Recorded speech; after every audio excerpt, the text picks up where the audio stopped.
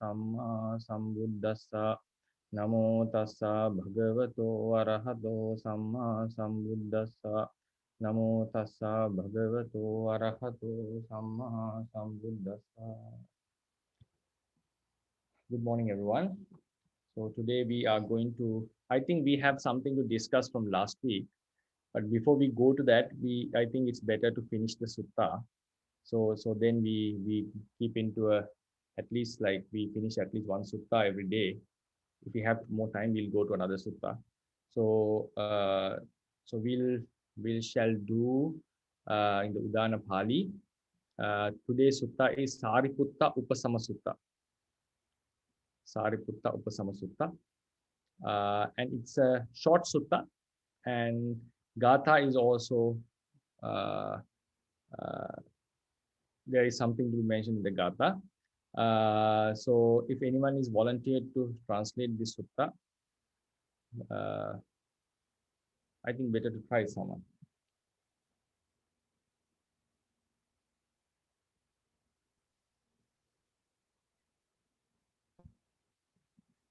Who's volunteered, please?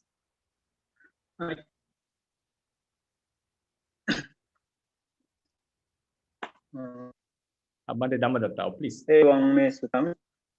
Yes, I will do. Evam me sutam ekam smayang bhagava swathiyam viharati chetavanya anapindika saarame tenako kana samayana ayasma sariputto bhagavato avidhure nisinno hoti palankam abujitva ujhunkayam panidhayam atmanu upasamam pachavekhamano. Thus I thought at one time the Blessed One was staying at Savatthi in Chetas Grove in the monastery of Anathapindika.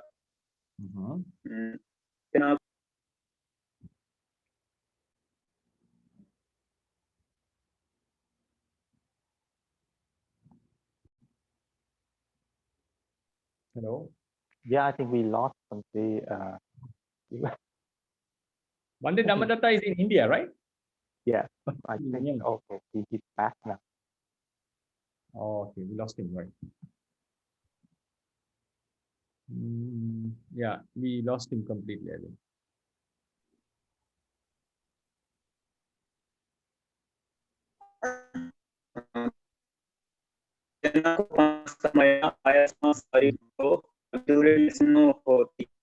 Okay. From being from here, it's okay. At that time, the Venerable Sariputta was sitting not far from the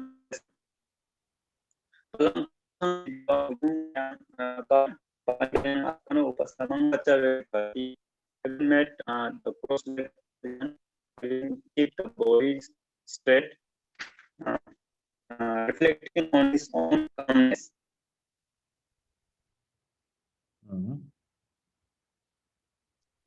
Yeah, I think his connection is not very stable. Okay, I think so. Bhante, we cannot hear you properly. How so?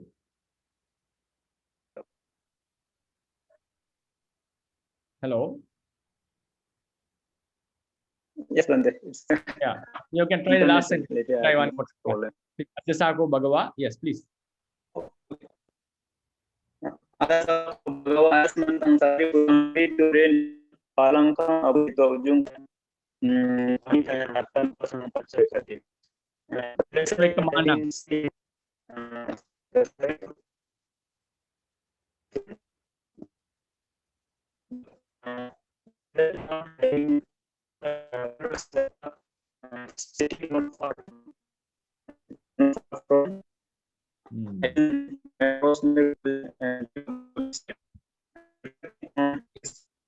Also, I think we cannot hear you clearly at all. It's anyway, okay. Thank you. Sorry for that. We cannot hear you. Voice is really bad connection. So I think I roughly heard your translation. I think everyone could hear it roughly. The first part, it was okay. So we'll just continue into the points. Thank you for that. The first sentence is clear, so I'll continue with it. Evam sutang ikan samyam bhagava savatyang viharati jetavane anadapindikasarami tenakopana samena ayasma sariputto bhagavato avidhure nisinno hoti. We already know this, many times translated. Pallankang abhujitva, we know that. Ujunkayang panidhaya, having kept a erected body. Attano upasamam pachavikkanamanu. This is the new part. Contemplating his own calmness or tranquility, his eradication of defilements. So all upasama can be translated in many ways. So he was contemplating his tranquility, we call tranquility. So this refers to the eradication of defilements, and according to another opinion, it refers to his fruition, the palachitta. So Pachavikkamano means this is present participle contemplating on upasama. This is the object of Pachavikkamana, right? So Attano is connected to upasama. Then others are very easy to understand. Addasako Bhagava, then Blessed One became the subject. Ayasmantang, Sariputtang, Avidure Nisinnang, who was sitting close by, all became accusative, which were written in nominative in the previous sentence, are written in accusative here. Pallankang abhujitva, having made a cross-leg posture. Ujunkayang panidhaya, having made a body erected. Attano upasamam pachavikkamanang. So pachavikkamano become pachavikkamanang. It turned into accusative case. Then Atako Bhagava etamattang viditva thayang velayang imang udanang udanis. Then the Blessed One, having known this idea, uttered this at that moment. So now we can go into this translation of this part, because we said we'll be focusing on that in all the suttas from now onwards. This is sorry. Now we go to the sutta vocabulary. Yeah. So this is the Sariputta Upasama Sutta. Sariputta Upasama Sutta Gata. The sutta is very clear. So this is the part. Etamattang viditva. At that time, having known this meaning. Yaditang ayasmato Sariputtas Mahapanya Panyatadi Hetu Bhutang Savakesu Ananya Sadharanang Kilesa Pahanang Agapalangva Upasama Paryayena Uttang. So here the commentary is saying the word upasama has two meanings. Venerable Sariputta's eradication of kilesa is one meaning. Then Aggapalang means his attainment of fruition is one. So it's mentioned here that the upasama have two meanings: eradication of kilesa and his attainment of his fruition, palachitta. Tassa pacha vikkana sankhathang. Pacha vikkana, contemplation, not contemplating, contemplation. So tassa pacha vikkana sankhathang, attang.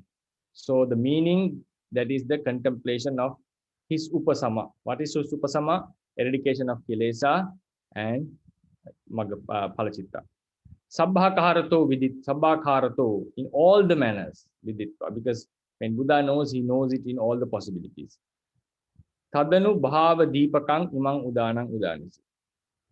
Tadanu tang anubhava tadanu bhava deepakang imang udanang udanisi. So he was uttering about that this meaning, like his having known this contemplation of upasama done by Sariputta, he uttered this verse. So what he knew and what he uttered are the same thing. But if you remember in the previous sutta, he knew something He uttered something related to what he knew, but not exactly the same. Something was added in the Gatha. But here he was referring the same thing. He was explaining that the contemplation of Upasama done by the Sari Putta. So that was the meaning of this part. Then we move on to the Gatha. Upasanta Chittasya Upasanta Santa Chittasya Netti Chinnasya Bhikkhuno Bhikkhuino Jati Sansaro Muttoso Mara Bandhana. Right? So Upasanta Santa Chittasya, one who has completely calm mind. It means here we have Upasanta is a one meaning, Santa is another, Chitta is another. Upasanta Santa Chitta. It seems like it's a repetition. But the commentary says this has Upasanta is a one meaning. When it is added with Santa, it talks about a completely calm, tranquilized mind, like entirely calm mind is what meant here by Upasanta Santa. Just Upasanta would have also done the meaning, completed the meaning, but Buddha has used another word, maybe for the purpose of meter, but our tradition explains that Upasanta Santa Chitta means fully, completely calmed mind he's referring to. Here calmness means freed from defilements, right? Netti Chinnasa, Chinna is cut off. You remember Hatta Chinna, Chinna Hatta, the ones whose hands are cut off. Chinna Hatta or Hatta Chinna, both can be used. So Netti here means the Tanha. It's not the Netti doctrine, it's the Tanha. So Tanha is cut off. Bhikkhuno, right, of the monk. Upasanta Santa Chittasya Netti Chinnasya Bhikkhuno. This can be dative or genitive, but we'll just take it as genitive here. Vikkino. Vikkino means well exhausted. Kina, exhausted. Vikkina, Visesato, well exhausted. Jati Sansaro, the round of rebirths. Muttoso Mara Bandhana. He is freed. Mutto, so. Mara Bandhana, freed from the spear of the Mara, spear of Mara. He is freed from the bondage of the Mara, right? Bondage of the Mara. So how do we make it into understand the normal sentence, put in the normal sentence? So for example, understand how to, sorry.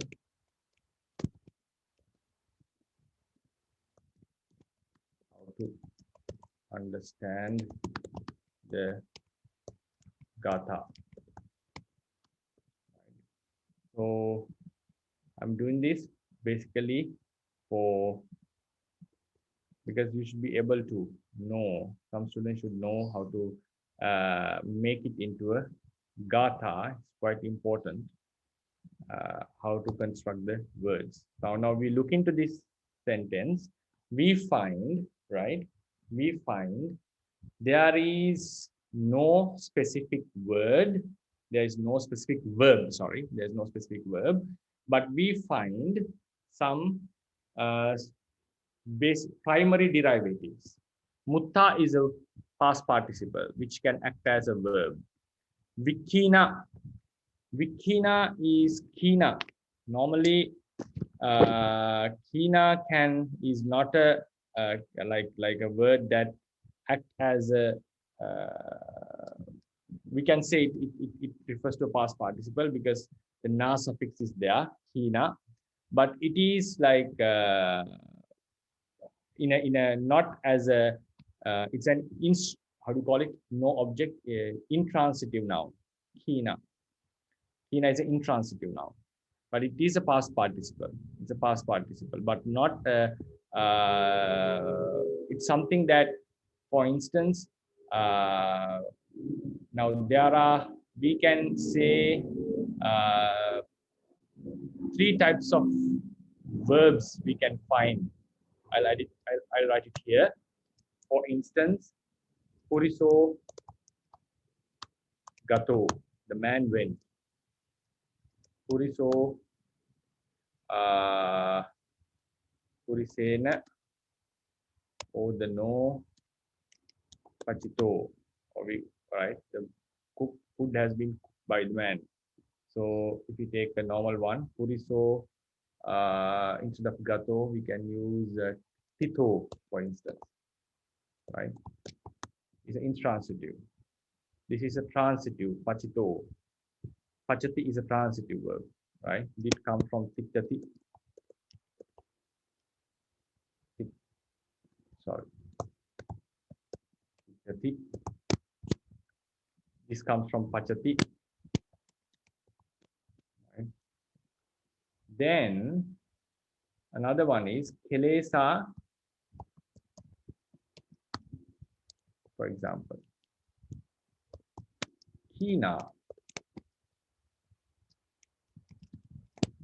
This comes from kayati, or it's like kayati or kayati, right? Can someone correct me? Is kayati or kayati? When it gets exhausted. Kiyati. Kiyati, right? Sorry. Kiyati. Now, this is a transitive active voice, right? You are telling? No, but it's the past. So Kina is the past participle of Kiyati, right? That means Yeah. destroyed.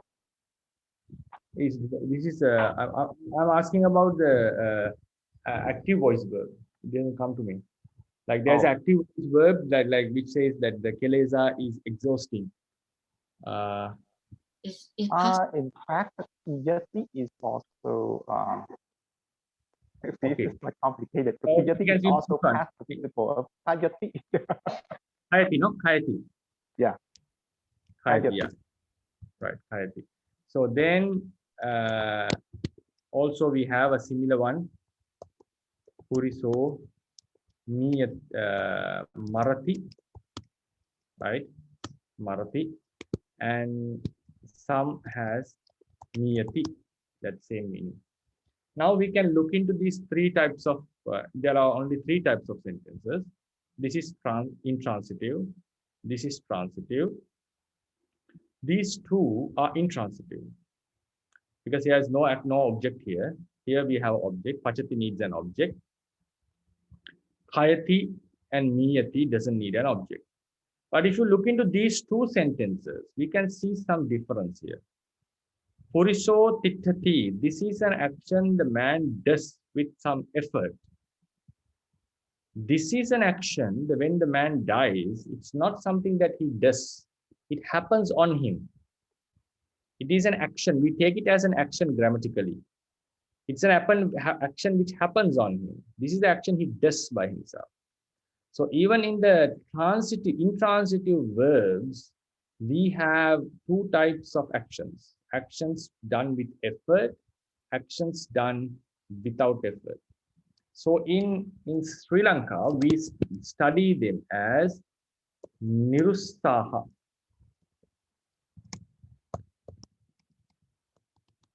Kriya. Nirussaha kriya means there is no effort in it of the subject to do the action. So these are saussaha kriya.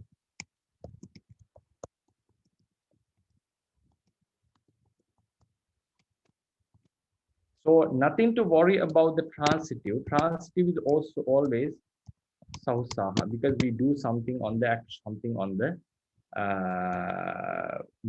object. So though there are transitive and intransitive difference, intransitive is divided into two groups, saussaha and nirussaha. It means subject is connected to the verb is connected to the subject, but there is no effort of the subject to do the action. The action, we can say the action falls upon him. Like, how do we understand transitive. Now, if we make it more clear, this is intransitive. So it's better if we put it up here, then it's more clear, right? So this one is intransitive. Right? This one is intransitive. This one is transitive. These are also intransitive.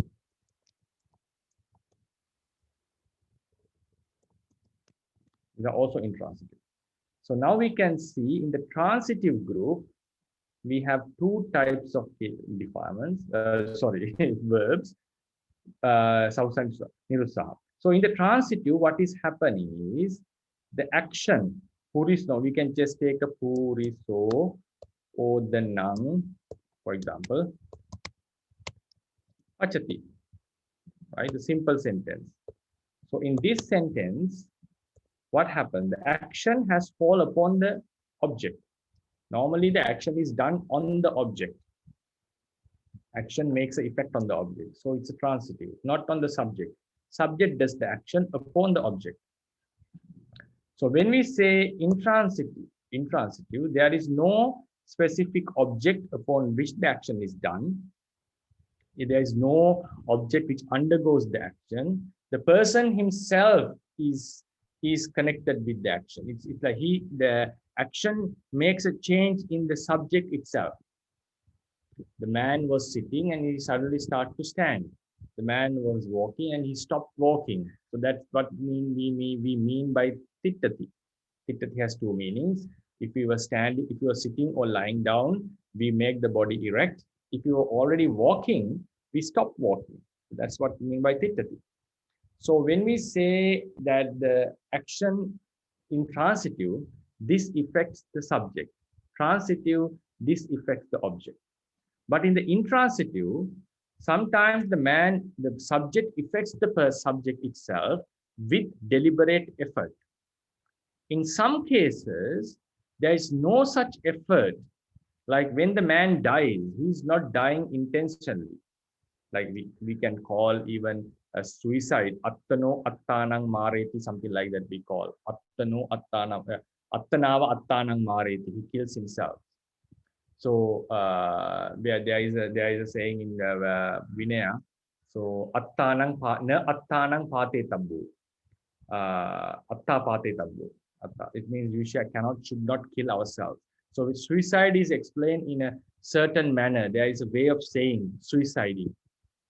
We can see this in the Parajika Pali.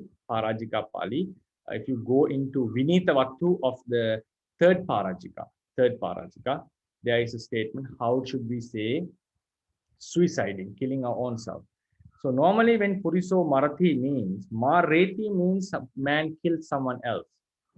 Marathi means he dies himself, like death falls upon him. The Kilesa Khayanti.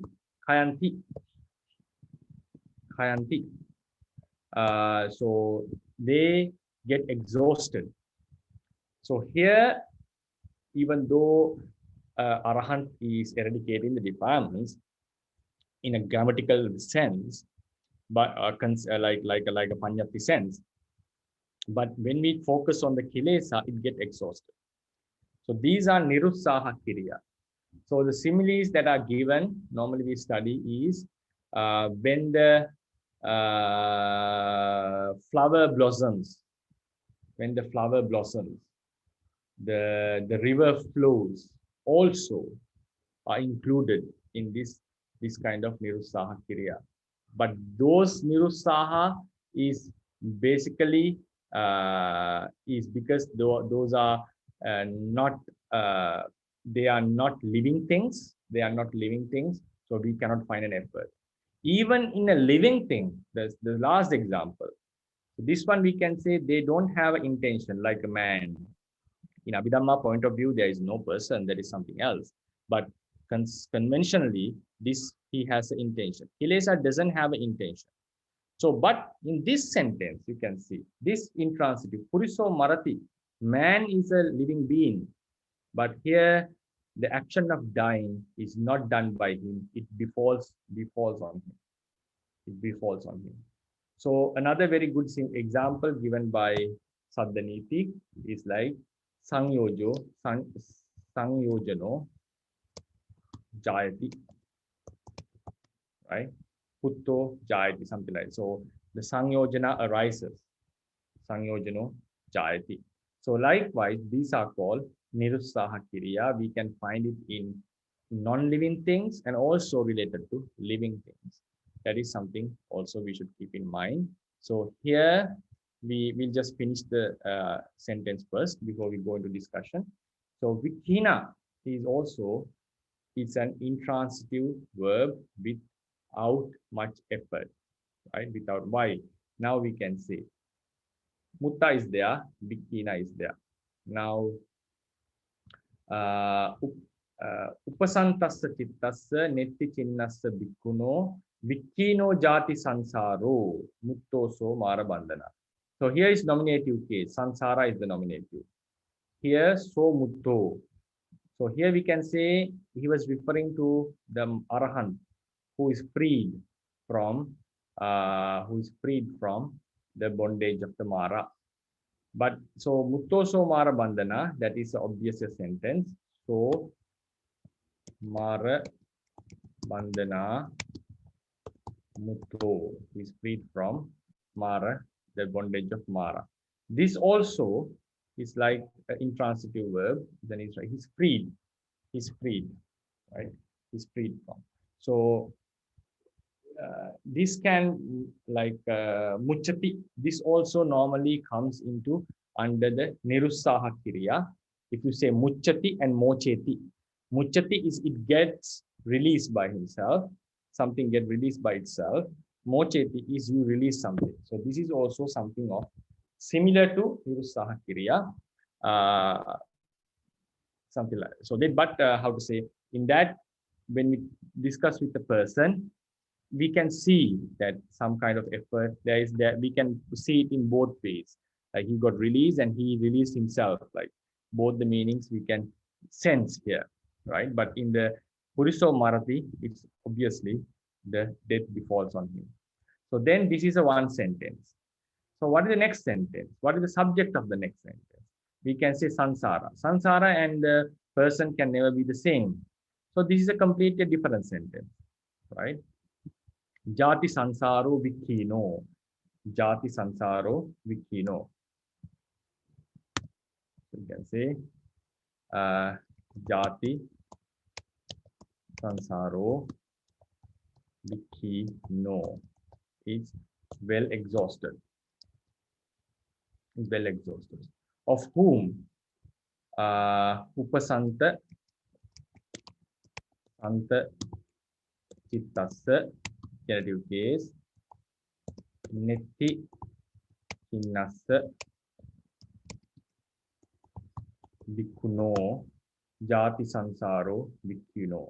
So this monk whose mind is highly calmed, who has cut off the defilements, the tanha, his sansara is well exhausted, he is freed from the bondage of the Mara, right? So that is how, when you look into the Gatha, try to understand how many sentences are there. That is a very important factor. Then how to understand the subject verb of those sentences, and we'll be able to, first thing is you should be able to know how many sentences are there. So if there are two nominative cases, we have to find out whether they refer the same thing or not. If they refer to the different things, and if you find them as the subjects, we can come into conclusion that they are in separate sentences, because one gatha can contain many sentences, right? Yeah, this is the point that we want to discuss before we go into some aspects of the commentary. Yeah, if you have anything to be discussed, we can start now. So Pandit, Yes. like in the Abhidhamma, mostly we have to use the Nirussaha Kriya. So in Abhidhamma, it's Nirussaha. Always we can say, because there is no such person's effort. It's all happening because of causes, right? All except one place. I shall explain it late now. Most of the cases we say there is no person who do the action. There's no karaka. In Abhidhamma point of view, Dhamma is, we always say, nirussaha. That we can see in that word, abhyapara is the word for that. Abhyapara Naya. If you type this word, Abhyapara Naya, you will see this explanation in the Vibhanga commentary. Vibhanga commentary, Paticca Samuppada Vibhanga. There are 4 Naya, Ekatta Naya, Nanatta Naya, Abhyapara Naya, Evan Dhammata Naya. Abhyapara Naya means there is no effort of the avijja to produce sankhara. There is no effort of the sankhara to produce vijnana.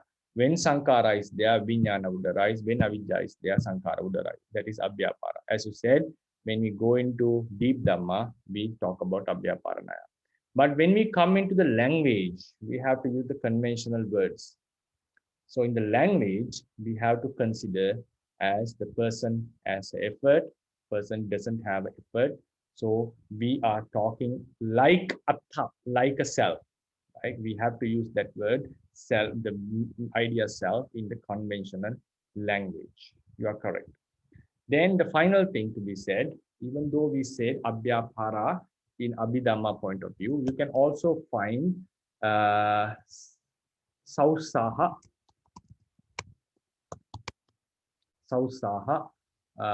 sabhyapara.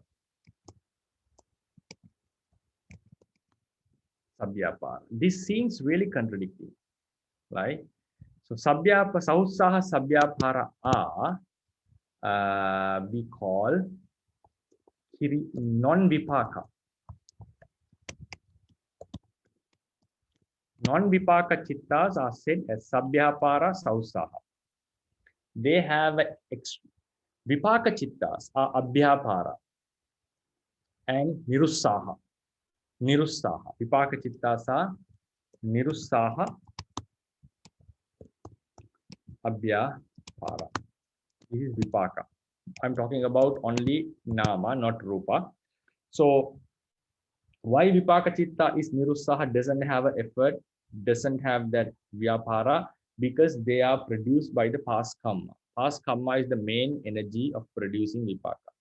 But kirya chitta, kusala chitta, akusala chitta are not produced by something like a karma force. So we make it, we make those efforts at that moment, right? At that moment. But at the same time, we call there is no effort of the cause to produce the effect. No effort of the cause to produce the effect. It means avijja is not bringing up sankhara by its own effort. When there is avijja, sankhara would arise. There is a philosophy behind it. Why do we say there is abhyapara? Right? There is abhyapara. This is a quite sharp point. The argument comes in the commentaries from the negative aspect, from the other way around. Avijja is there, sankhara arises, right? So when we are talking, one thing is the avijja doesn't have an intention to bring out sankhara. That is one meaning. Then these things do not have this causality. Causation is not based on our wish. This causation has no involvement of a self. These are the two aspects. Like the commentary says, avijja has no intention to produce sankhara. At the same time, it also, with the proving this theory, it says what it means is there is no involvement of self into this. How do they prove it? When there is the cause, even we wish, even we make an effort, even we make a wish that sankhara may not arise, sankhara should not arise. As if avijja is present, sankhara would surely happen. So what they are suggesting is our effort of ourself of a personal effort, personal wish, doesn't have any involvement in the causality. So just the mere presence of avidya is enough for the sankhara to happen. Why is that? Even though we don't want sankhara to appear, we are not making any extra effort to produce sankhara. So even though we think otherwise, sankhara is going to happen. So there is no extra involvement of self in causality. So just the presence of the cause is enough for the effort to arise. And the cause doesn't have such extra effort of producing the result. That is abhyapara. But when we come into the chitta, explaining the chitta, we say kusala, kriya, and akusala chittas. Sausaha has an effort. Sabhyapara, they are involved in this work, right? They are involved in this work. And when you go into Upanisya Pachya, we say be purposefully aroused. That is also mentioned. Purposefully arouse saddha, sati with our intention. Like if we want, we can practice. If we don't want, we don't practice. That is also mentioned in the mental context. But it doesn't apply. There is a self here. Then the discussion should lead what is a self and so forth. That is a different thing. As you said, in Abhidhamma, we have Nirussaha, right? That is in the doctrine of Patisamuppada, it is clearly mentioned. Cause is Nirussaha in producing the effort, result. But I also have to keep you alert that when you study the chittas, kusala chitta, vipaka chitta, kiriya chitta are mentioned as sausaha and sabhyapara. Vipaka chitta is nirutsaha and abhyapara. We should try to understand how they do not contradict with each other, right? But in grammatical point of view, this is all the person has the effort. We are talking in the self point of view. So Bande, like in the Sudanda point of view, if we say this person attains Nibbana, so in that case, we use the Sausaha or Nirusaha.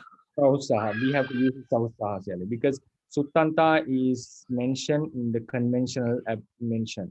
Because when we talk about attainment of nirvana, we can talk it nirvana versus khanda, aggregates, nirvana versus the person.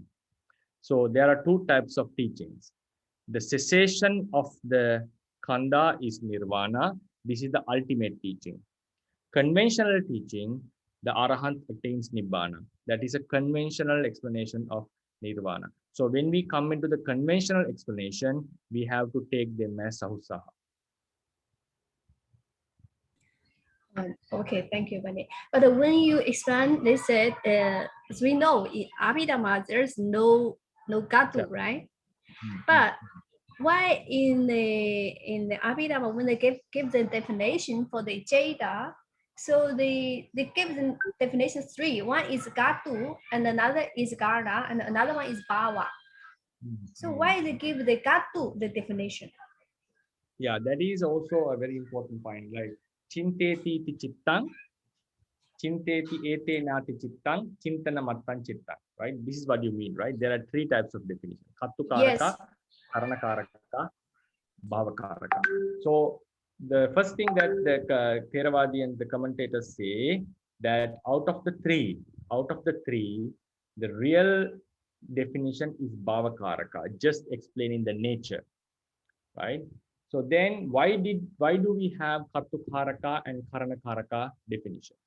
One is for the easiness to understand. People understand because we are based on our self idea. So in the beginning, when we want to understand something, we always think in the self perspective. So therefore, for the easiness of understanding, in Abhidhamma, we have Kattukaraka and Karanakaraka definition. So in Kattukaraka and Karanakaraka definition, we still hold to a doer. That is the important. Then the next point of view. Even in Abhidhamma, we say that we have Kattukaraka and Karanakaraka. But we go into suttas. We go into suttas to a surprise. How the Buddha mentioned about vijnana. Vijanati. Vijnana. Sanjaniti. Sanjanati.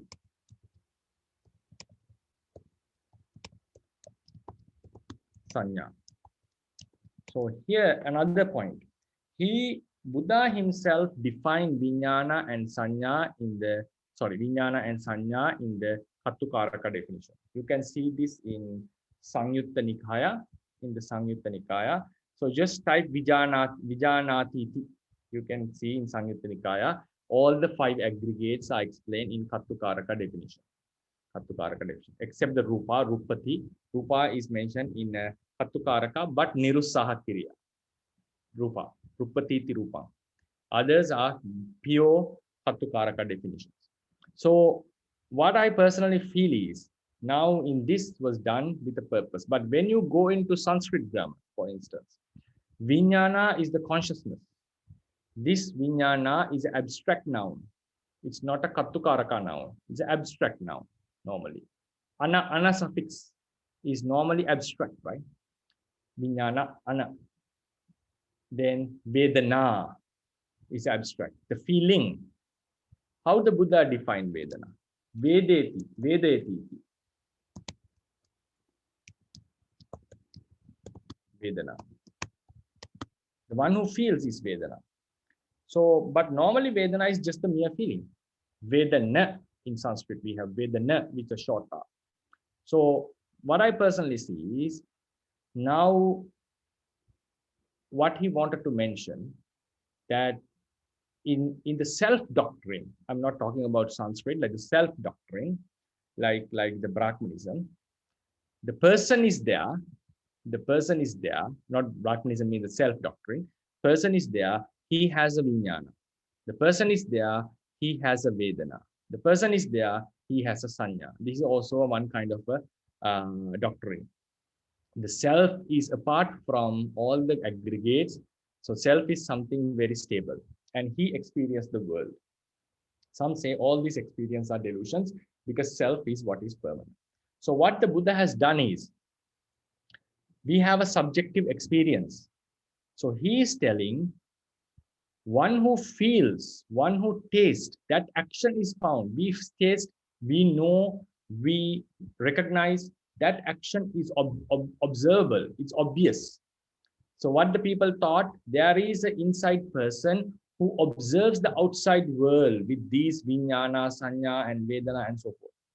What the Buddha mentioned, no, the observation itself, the vijnana is the thing that does this action. Vijnana knows the object. Sanya recognizes the object. Vedana tastes the object. So it is doing that, it is the thing that does the action.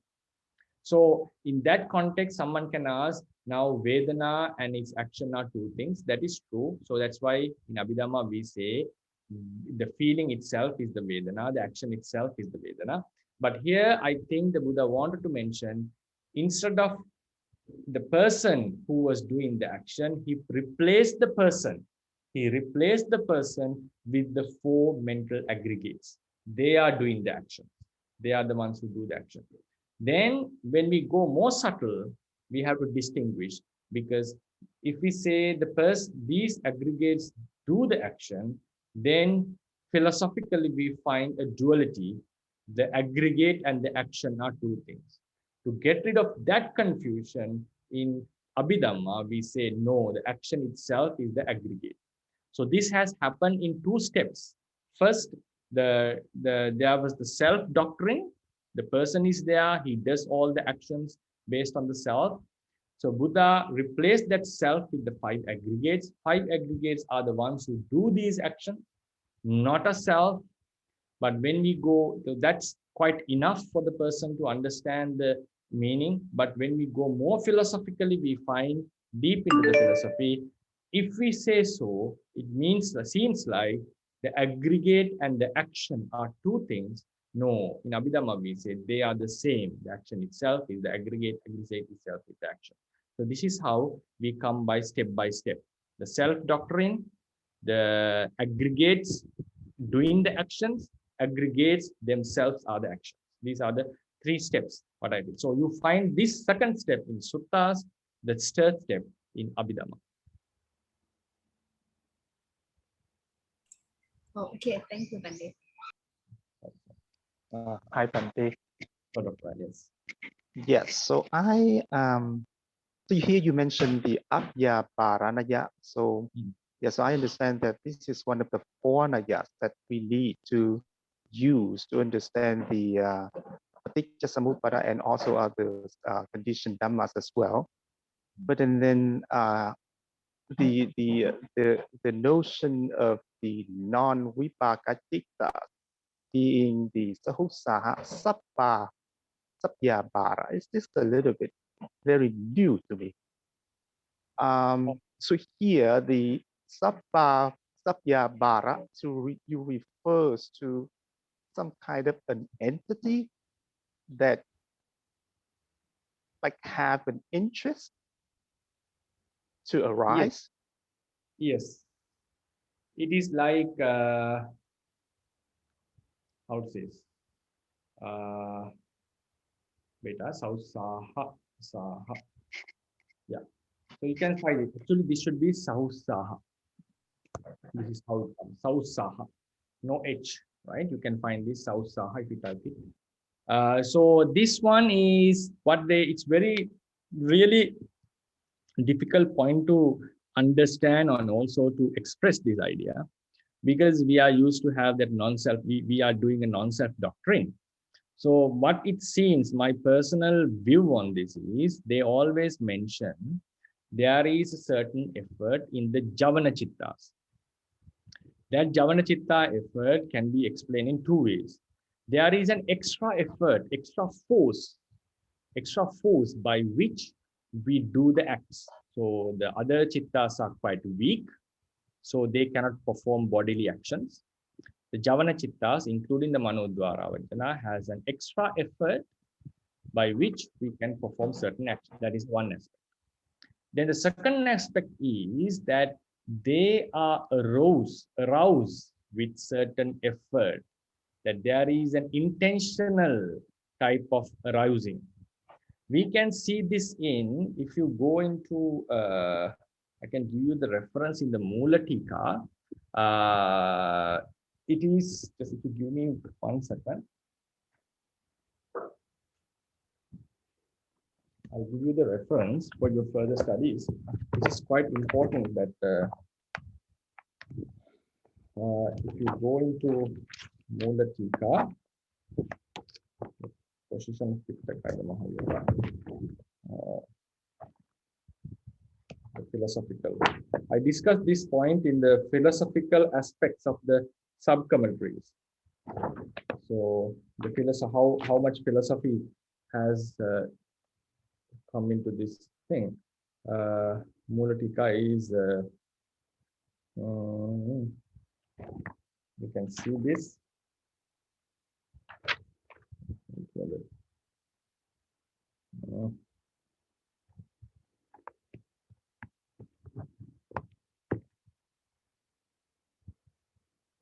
Sachetana, well.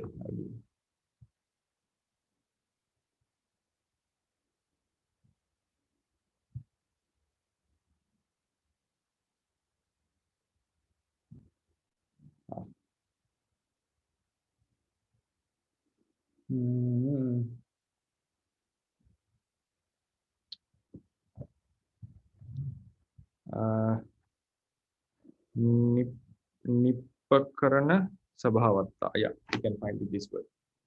Nipakarana. Yeah. Mula Tika, Upanishya Pache Niddesa. Right? Upanishya Mula Tika.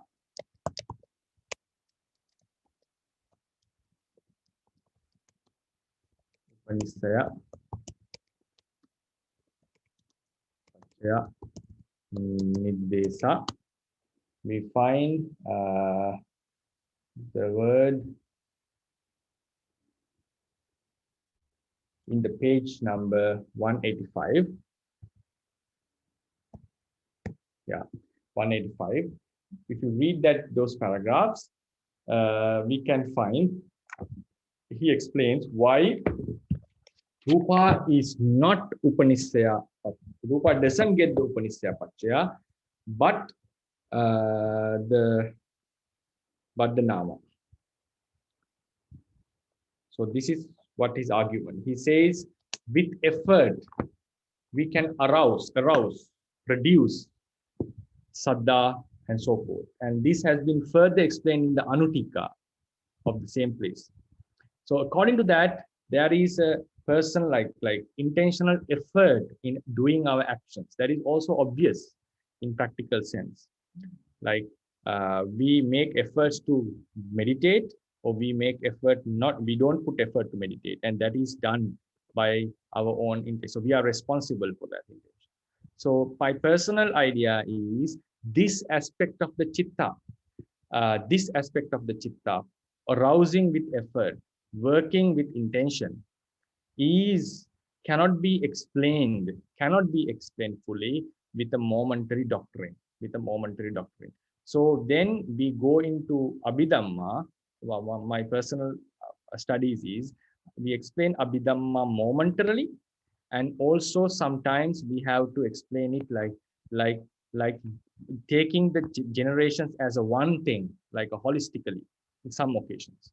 So that only then we can explain how the responsibility, how our effort is determining our own future or our own actions. So this word Sausaha Sabhyapara you can find in many places of the commentaries, and they refer to non-vipaka chittas. Even the Kiriya chittas, Manodwara Vajjana and Panchadwara Vajjana, are taken as Sausara Sabhyapara, but they are quite lower in that sense than the Kusala and Kiriya, Vipaka and Arahant's Kiriya. And then we also have intentional arousing of Chitta Chetasikas. Then this leads to confusion. Are we talking about a self? No. Then we have to understand what is a self according to Buddhism, and what is this intentional arousing according to Buddhism. Yeah, I will be also discussing this point in the fundamental class in later. Yeah, these are the points. Like this seems like contradicting to each other, but when we come to the Chitta explanation, and especially the Upanishya Pachaya, there is a lot of discussion about this Sausaha nature. It's not so Javana has extra effort and intentional effort. These are the two things. Extra effort and intention. Yeah, because when I hear things like that, it appears to me that it is something like an outside or external force. When we talk about any particular, like you said, the momentary entity, like the chitta and so on.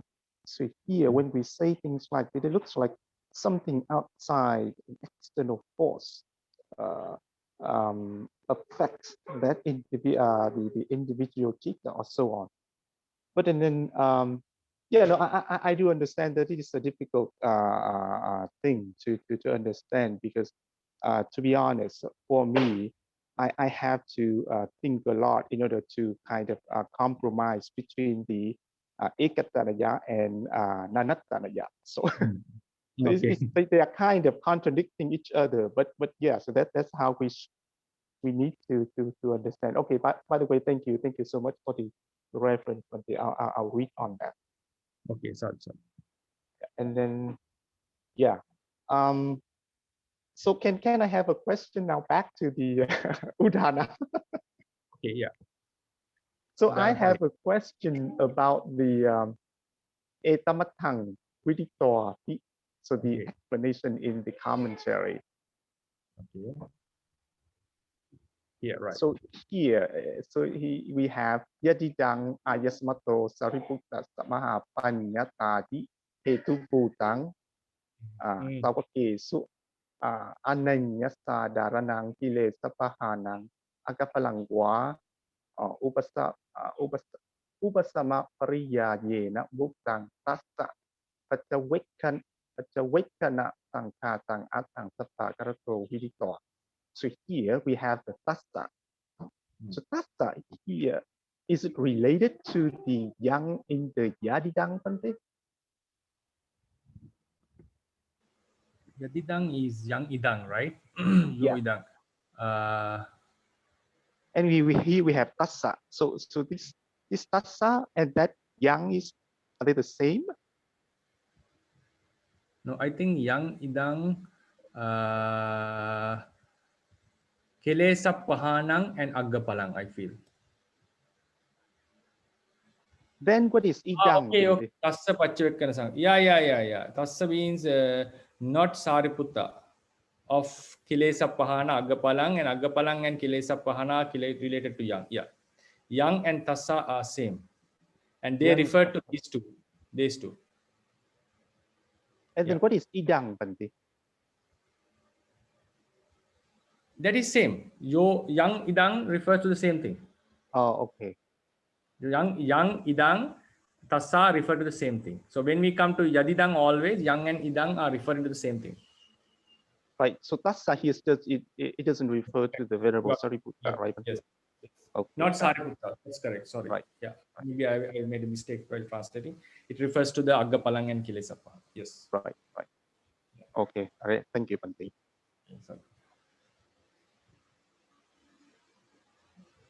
Okay. So we shall move on to explain some few points on the commentary about this. Right. So I think it's clear. The Gatha is quite clear. So of this monk who has eradicated Tanha, who has a very calm mind, his sansara is well exhausted. So he is freed from Mara Bandhana. And we learned about Sabhyapara, Abhyapara, Nirussaha, Sausaha in grammar. And also the question came, how about in Abhidhamma? Abhidhamma, we have Abhyapara mostly in causality, but also we find about the Kusala Vipaka, Kusala Kiriya and Akusala and Kiriya Chittas have Sausaha Sabhyapara attribute. That's also something we have to discuss. So this is these are the seems like contradicting, but there is some that commentators were aware of this, and we should try to understand. It's quite difficult to understand this aspect to be true. Then we come into another point, which I'm also not very confident on this. I'm just pointing you, showing you that there is something to be considered here. I'm not giving a conclusion based on my knowledge. So now if you see this point, Athava, I think everyone can see this, right? Athava satipi sabbe sankina savanang anavasesa kilesa vupa same, right? So just translating it. Then even though all the, I'm just roughly translating, all the kina savas have that tranquility, complete tranquility. They have eradicated all the defilements. Savaka parami jnanassa phana mattaka patti hetu bhukto, right? So Shravaka parami jnanassa mattaka patti. Now we say Sariputta came to the peak of the Savaka parami jnana. It's a one kind of a wisdom. Savaka parami jnana means the wisdom one can attain, highest wisdom one can attain as a savaka, practicing the perfections of a savaka. Savaka parami jnana is attained by two great disciples, two chief disciples. Among them, Sariputta has gone to the peak. Moggallana was little bit low, but other savakas do not attain this. Savaka parami jnana. When we say Savaka parami jnana, means it can refer to all the wisdom of any Savaka jnana, but it can refer to any jnana of any Savaka. But when we talk about sometimes Savaka parami jnana sa mattakapatta, the peak of this Savaka parami jnana, right? So they have attained the peak of the Savaka parami jnana. Generally, Savaka parami jnana refers to all the wisdoms a Savaka can attain. Sometimes, sometimes I've seen the Savaka Paramignana also only refers to the Agga Savaka's wisdom. So now, Hetu Bhuto was the reason. What was the reason? There was a reason for this attainment of Savaka Paramignana. Savakesu, among the other Savakas. Ananya Sadharano, not common to others. Saviseso. Saviseso means with speciality. Saviseso, there is a speciality. Dhamma Senapati, no. Dhamma Senapati is Sariputta, you know, the general of Dhamma, the general of Dhamma.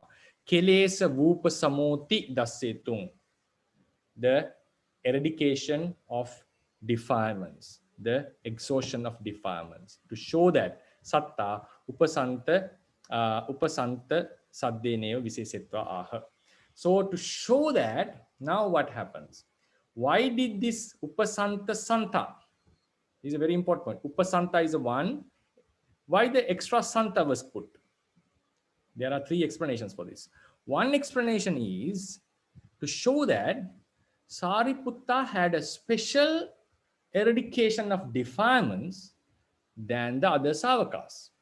And that was the reason for him to attain the highest stage of Savakas. So the commentators say all the Savakas have eradicated the Kilesas, though still Sariputta had a special type of eradication, extra type of an eradication. This is what the paragraph means. So, Ananya Sadharano, not common to others. Saviseso, with some speciality. Kilesa Upasamo, the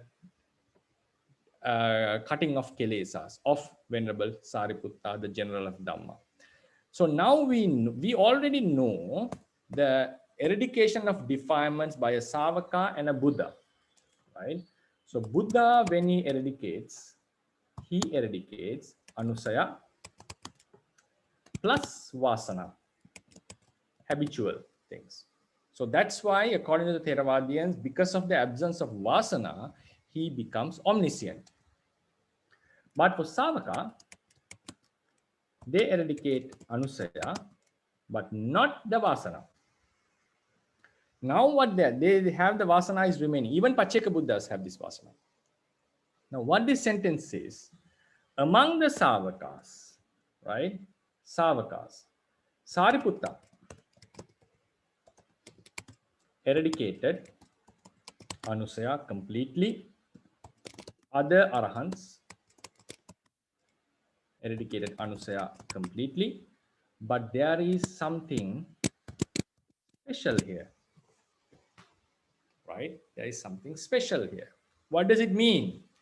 They have Vasana. All of them have Vasana. That is something accepted in the entire tradition. We know that Arahants have Vasana. There is no argument on that. Every person, every student knows that, right? They have Vasana. Buddha doesn't have Vasana. It's eradicated completely. So I'm just put in red to show that Vasana is still there. But now what does this mean? The Sariputta's Kilesa Pahana there was something extra than the other Savakas. So if they have what now? Anusaya is completely cut off. There's nothing, no remnant for all this. That's why there's no rebirth. What remains in them is Savasana. So what is the logical? I'm not saying this. This is what I felt when I read this. What is the logical point that the effect of Vasana is now the effect of, because we say because of the absence of Vasana, Buddha become omniscient. His knowledge has full efficacy. Because of there was no obstruction for his wisdom. Defilements are the obstructions for the wisdom. Vasana is completely eradicated. So now Savakas have a problem because Vasana, Moha, they say Vasana, which does not cause the rebirth, but affect their physical and verbal activities and also limits their wisdom. This Vasana has to be eradicated with long time practice of fulfilling the paramis. But still, now all the Arahants have Vasana. We normally say they have Vasana. Pacceka Buddhas have Vasana. But Sariputta has done an extra special eradication. Does it mean that vasana is also, to a certain degree, is affected by his attainment? Or otherwise, what is that special kilesa pahana which is mentioned that is only unique to him, which other savakas couldn't attain, and which was the reason for him to come into the foremost wisdom among the savakas? So this point is, now I'm just showing you that there is such a point to be given attention, and I'm a little bit confused on this, and yeah, would like to know your opinion on this. Like maybe you'll not be able to give a full opinion, but to think on this. Like to have a discussion on this, at least a bit of fun. Hi, Pandit. So why does it mention, why is the word parami mentioned here? So does it have anything to do with the the time that he took to fulfill his parami?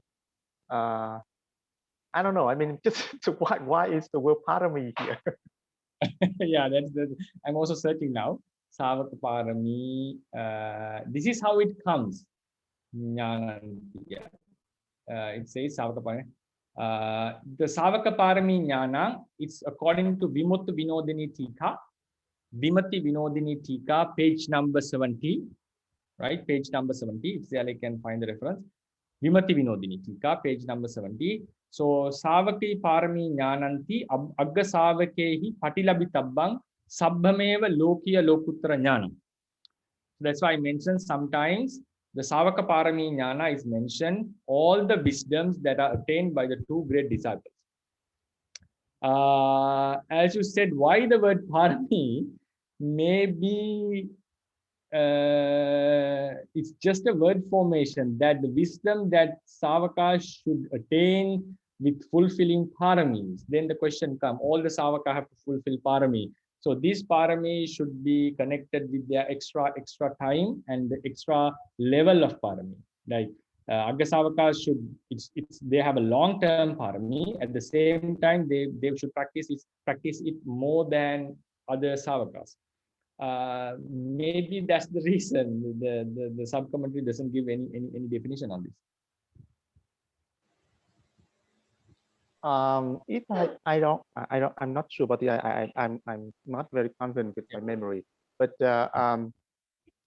if I'm correct, then for the Venerable Sariputta, did he fulfill his parami for one asankaya?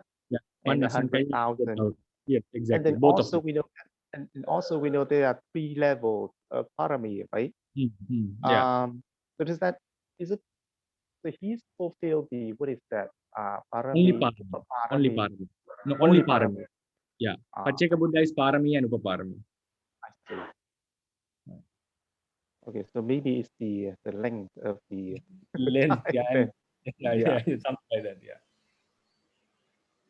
What do you think about this point? Like the extra eradication, something? Have any idea on this? Like. So Pandit, here where they use only Savaka parami, they do not use Eka Savaka parami. Yeah. We don't use Agga Savaka. That's why I said just Savaka. You found the reference, right? Vimati Vinodini, yeah. Did you find? Yeah. You can share. But I cannot do because now my iPad cannot connect with the internet. Okay, right. So it says, okay, I'll type it. This is what the Vimati Vinodini says. Savaka parami jnananti. Right? It means Agga Savakehi Patilabitabang Sabbameva Lokiya Lokuttara Jnana. This is the definition. Yeah, it's not mentioned about Agga, as you said, but the definition has Agga Savakehi. So can't we use this for all Savakas? Generally, may be possible, but this is how the definition goes. Then you can Pacceka Bodhinyanang, the wisdom that is attained by all the Pacceka Buddha. Yeah. But for example, here, because all the Buddhas and Savakas, they already eradicated the Alusaya. Now we have Yeah. only the Vasana. Yeah, yeah. So, but I remember in the Jataka, or I think it's in Jataka somewhere, maybe Dhammapada or somewhere. I couldn't remember. They say the Sariputta, he had the habit of jumping because his past life was a monkey. Yeah, something like that. Yes, yes, yes. So in They that have case, vasana. They have vasana. Sure, yeah. so if he had that type of vasana, so Very gross so level, right? yeah, it's very gross level. So here, even that gross level cannot be eradicated by the Eka Savaka. So how can here the vasana is extend? Yeah, I'm not saying he eradicate vasana. Now, the confusion that led me to think that some part of vasana is affected, because look into this paragraph. They have some like eradication is like more than the other savaka. So what is that more than the plus point? This was my confusion. So the sentence says, paragraph says, he had a special kind of eradication than the other savakas. So as we know, Anusaya is completely gone, only Vasana is remaining. Then how do we explain this extra type of Kilesa Pahana or something? That's why I thought maybe some part of Vasana is affected or something like that. But as you said, he was like jumping like because of being a monkey or something. So it's a very gross level of Vasana, right? It's a gross level of Vasana. So then that also shows that we should not think like that his Vasana is affected. And you would be really grateful. One moment, right? All right. Well, would be really grateful, Siale, if you can find that Jataka, because I was also wanting to see that, but I couldn't read yet. If possible.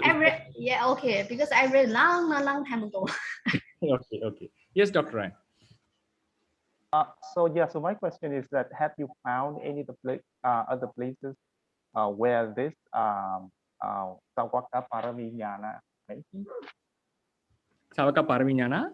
Yeah, I mean, anywhere else in the like the Tipitaka or Takata and so on, or it is the only place that is mentioned? So it's a lot. Sawaga Paramignana or not? Many places we found. Atthakatha and the Tika, like Tika Nikaya Atthakatha and the Majjhima Nikaya Atthakatha, all many places. Dhammapada Atthakatha, all have. They even say with the Arahanta Magga, they attain the Savaka Paramignana. With the Arahanta Magga. So it's another point. Like, I'm not bringing the contradictions, but these are things that we have to consider. Dve hi agga savaka arahatta magge neva savaka paramignanam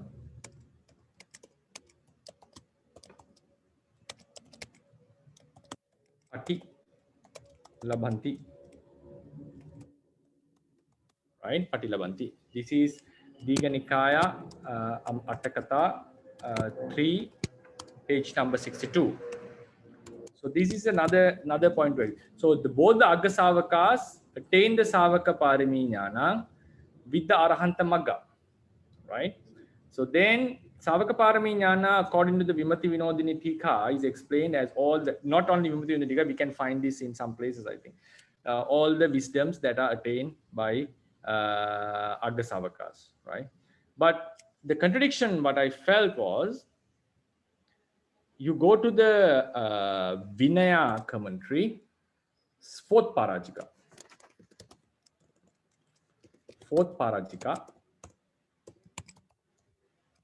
Last Vinitavattu. Vinitavattu is stories, right? Last Vinitavattu. It says whenever Moggallana was practicing near a lake and he heard some sounds of elephants while he was in the meditation. The commentary explains the Moggallana did not possess the Abhignana as an Arahant. He was a Sukha Vipassaka. he had to complete his abhignana after being an arahant. That during this practice, he had a confusion whether he was in the jhana or whether he was in the upachara. So while he was in the upachara, which was not very strong, he heard the sounds, his samadhi was broken, and he mistook it. He misunderstood it as that he heard the sound while he's in jhana. Right? So he was a misunderstanding of Mahamoggallana. So the commentary says while he was mastering his abhignana, this happened because he didn't get the abhignana during his attainment. But according to this commentary, with the Arahatta Magga, they contain Savaka Paramignana. Savaka Paramignana means all the Lokya Lokuttara Jnana attained by Agga Savaka, and then Abhignana is also belonging to this wisdom. So he hasn't attained that wisdom according to the Vinaya commentary. When he became an Arahant, he had to practice it later. So this statement says that Arahanta Maggeneva, with the attainment of Arahanta, they complete these wisdoms. Right? So according to the fourth Parajika Vinitavattu, he attained Abhignana later, Mahamoggallana. Then someone can say, yes, the Arahanta Magga removed the obstacles. So then he could attain at any time, even though he didn't attain while he was attaining Arahantship, he attained later on because the obstacles, the Kilesa Pahana, was so strong that even though he didn't possess at that moment, he could develop it and bring forth an abhignana which is incomparable to any other savaka. Yeah, so this is just when I saw this word, this contradicting point came into my mind. Yeah, as you said, Dr. Ryan, this can be found in many places. Yes, but so see, I'm focusing on the word parami because if I understand correctly, then there are like 6 kinds of, we call the mental legacy, right? Let's see. So they are Kamma, Anusaya, Parami, Vasana, of course, Charita, and what is the last one? Shall we write down? Kamma, Anusaya. Kamma, Anusaya, Parami, Vasana. Yeah. Charita. Oh yeah. Ajasaya. Okay. Yeah.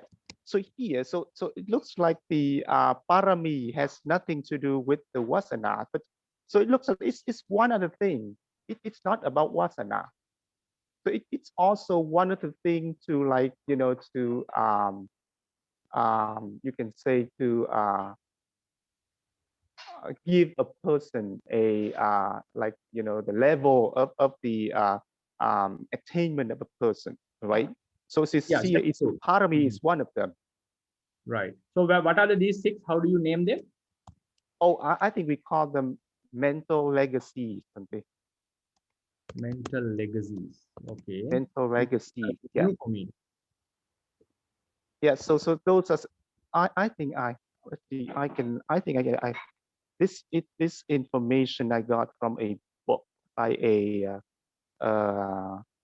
an ex-monk, ex-Myanmar monk. He's a very knowledgeable monk when he was a monk. Anyway, so yeah, so that's what I mean. So it has nothing to do with vasana here. It's a different kind of legacy. It's parami, and I think that's how. Okay, now that's how. Yeah, we also thought that he attained the highest wisdom with his parami, extra parami practice, right? So that's what we normally had the idea.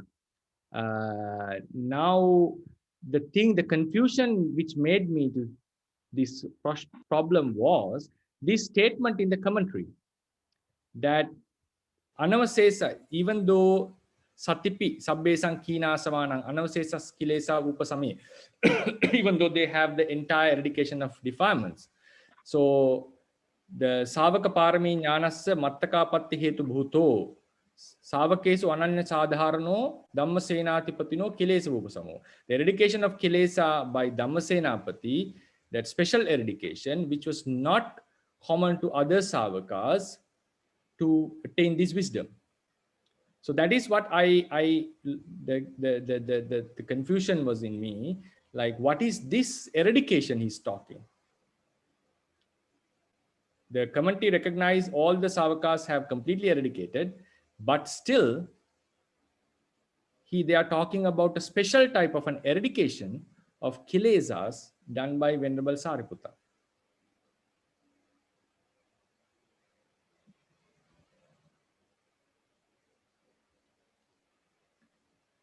Could you get the point, Doctor? Yes, yes, yes. So this is the point that really led me to confusion. Like, what is this? This was really new to me. When I read the commentary, I was like, really, now how do we understand this? What does this mean? Is the Arahants have different levels of eradications of kilesas? Oh, I was right. I was like lost, actually, to be true, to develop the fundamental here. I see. So as you said, if we take only parami, yes, I would be really appreciative if you can Oh, share sure, this. sure. Yeah, I'll share that. Yeah. So this, when we fulfilled, so far what we thought was Sariputta had an extra level of parami, so he attained the extra level of wisdom than the other Savakas. This is what we were, the general conscious was like that. But this paragraph of this Udana commentary, now I came into like a dilemma. What does this mean? So that's why the only thing that the logic that I was trying to develop, not like the mind started to think, like we have Anusaya and Vasana both. Buddha eradicates both, so he comes to the utmost level of wisdom, and Vasana and the Anusaya effect of wisdom is very clear. Therefore, that's why it is mentioned that the Pacceka Buddhas and Savakas cannot be omniscient, which is affected by Vasana. Their wisdom is affected by Vasana. Then they all have Vasana. Then what I thought was, okay, Vasana is considered as a defilement, which is not bringing rebirth. Effects of the defilements remain an effects. Anusaya is a direct defilement which can cause the rebirth. This is eradicated. Then when they say there is a special type of eradication, I was thinking, okay, maybe was the Anusaya Vasana of Sariputta is affected than, like, obviously our Vasana must be more active in our mind because it's supported by Anusaya also. So when the Anusaya is removed, Vasana will be lessened or will be affected. So Sariputta is affecting more type of Vasana than the other Savakas. That's the point that I started to think. I know it's a very tough one. It's a quite tough one. Just wanted to give you attention to that. Think that there is such kind of a thing that we don't have a sub commentary of the Udana. So we felt I was left. Yeah, so confused. that was why my question. So if we, where this term is mentioned somewhere, so then we can get information from some other places, right? Okay. Yeah. Yeah, so we can look for more information on this. Okay. Right. Yeah.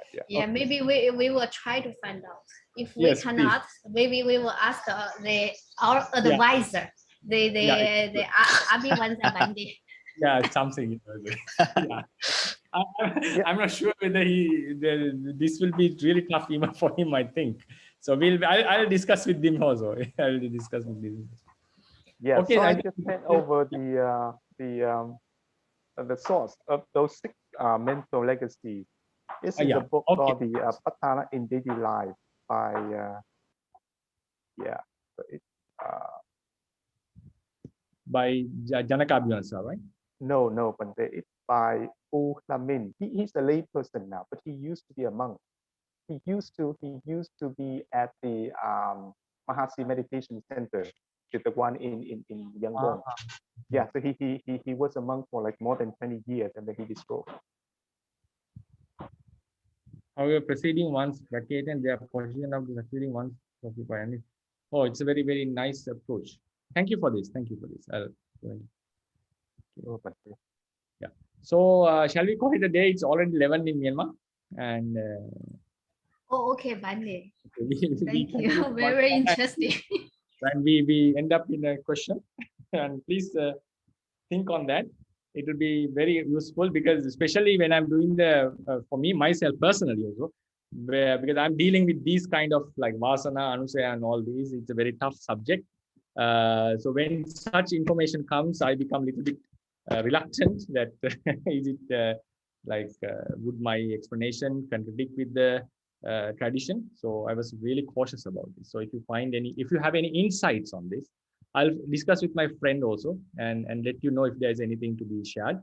Uh, like this, if you have any insight, any thoughts, that will be very useful for us to think in more ways, right? So thank you for listening, and we'll meet on Wednesday for the Q&A sessions. And I think we left with some 2 questions of the previous sutta also, right? So if we can put them into the Q&A session, I think the way the class is going, we are occupied but with the particular sutta we are discussing, because there are much things to discuss. So if we can put them into the Q&A session, we can take time and discuss them, even though it will be few weeks, but I think that will be more useful. Okay, thank you so Right. much, Bante. Sadhu. Yes, sadhu. Thank you. Thank you very much, Bante. Sadhu, sadhu, sadhu. Bhante, sadhu, sadhu, sadhu.